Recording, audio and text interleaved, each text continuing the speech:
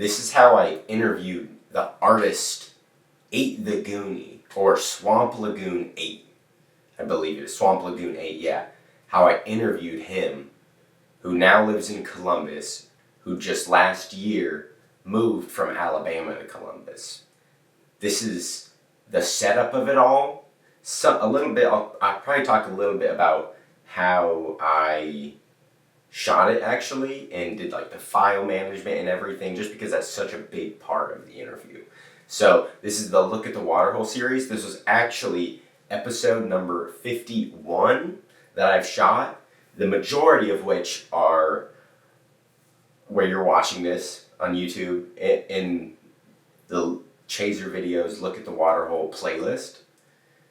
You can also find so much other stuff on my website, chaesarvideos.com, about these, because what I do is I interview underground artists kind of wherever I've been. Right now and for the foreseeable future, it's in Columbus, Ohio. So really it's just a way to give exposure to artists, not only exposure to right now the artists who are performing and making music, but also in the future to schools, music schools, art schools, history,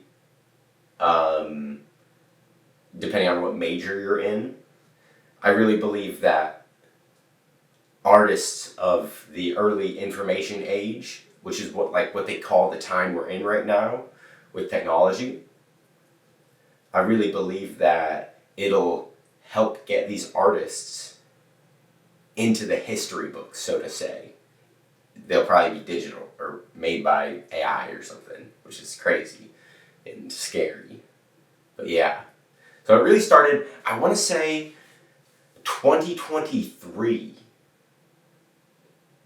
No, never mind.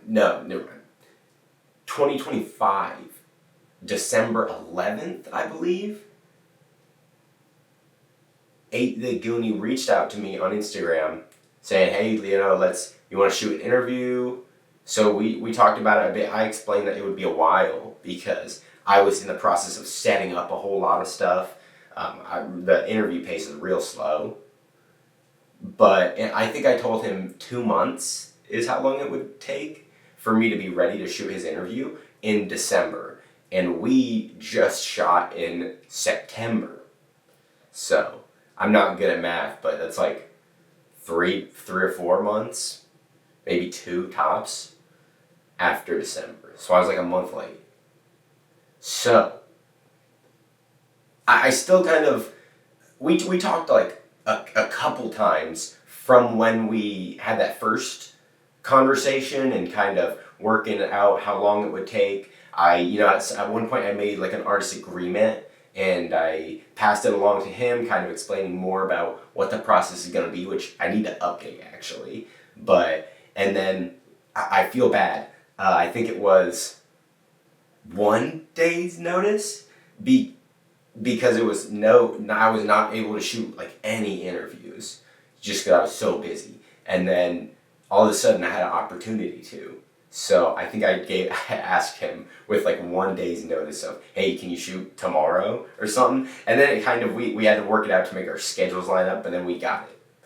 So we shot it at his place because I don't have a studio to shoot these in right now, and had a great space for it. So I was super happy because a lot of times it's a gamble of what this space is going to be like to be able to record in. What are the words?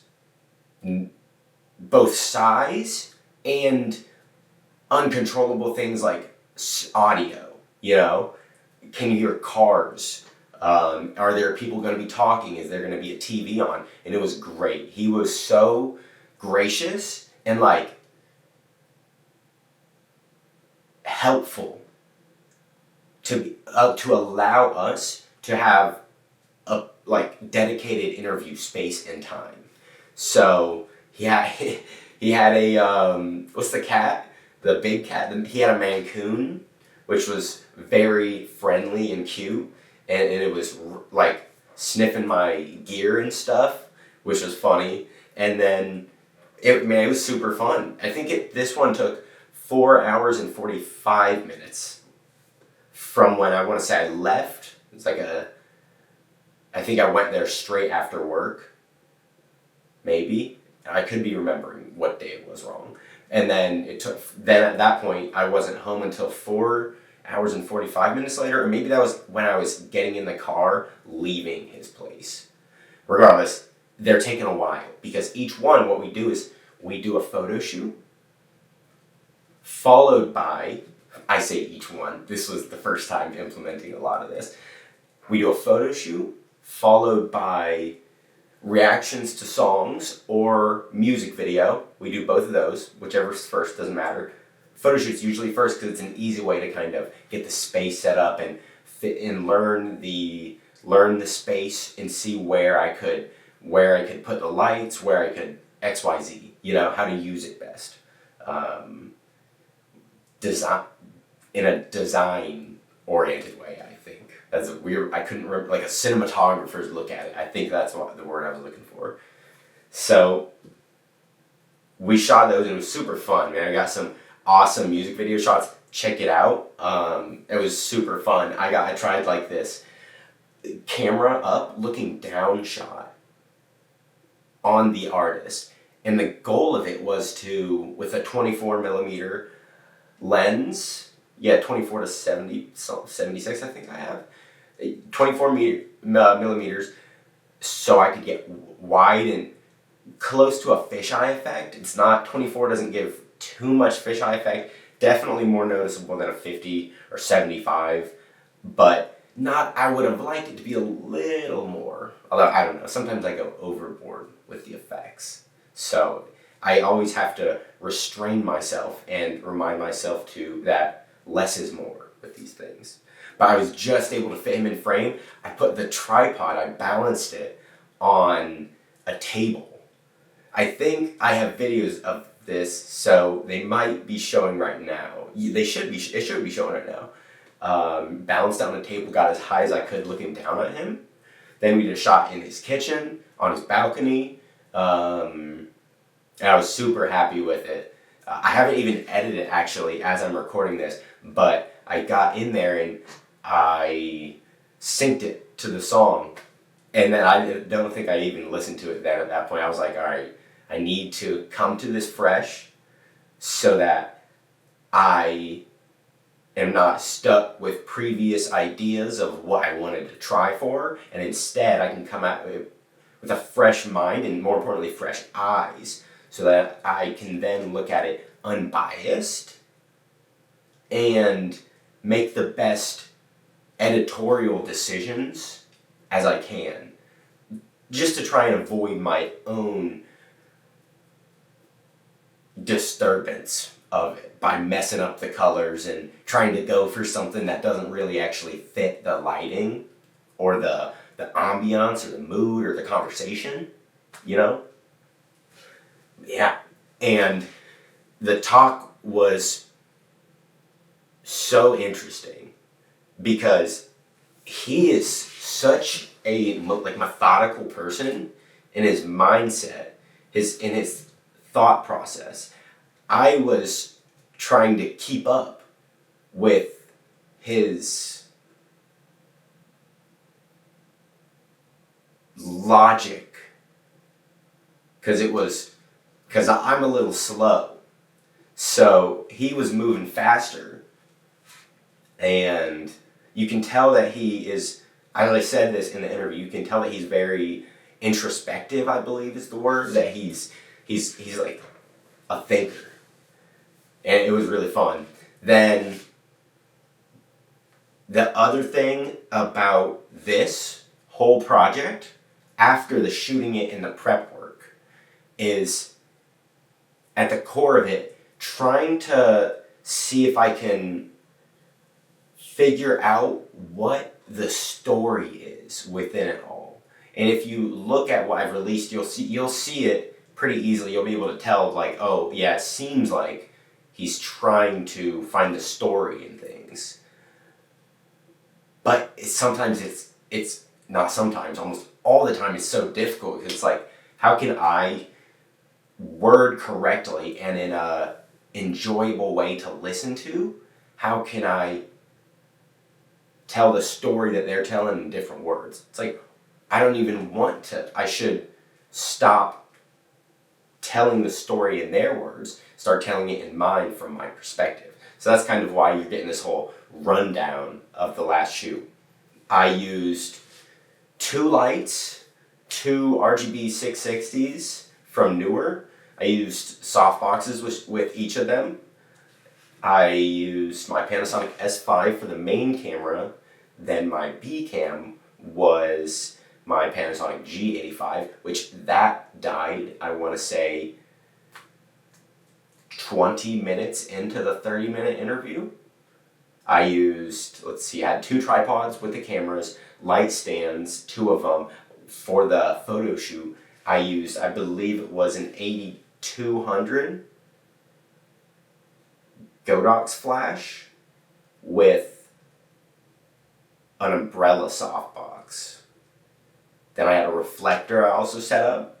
I don't remember actually off the top of my head how I set the reflector up.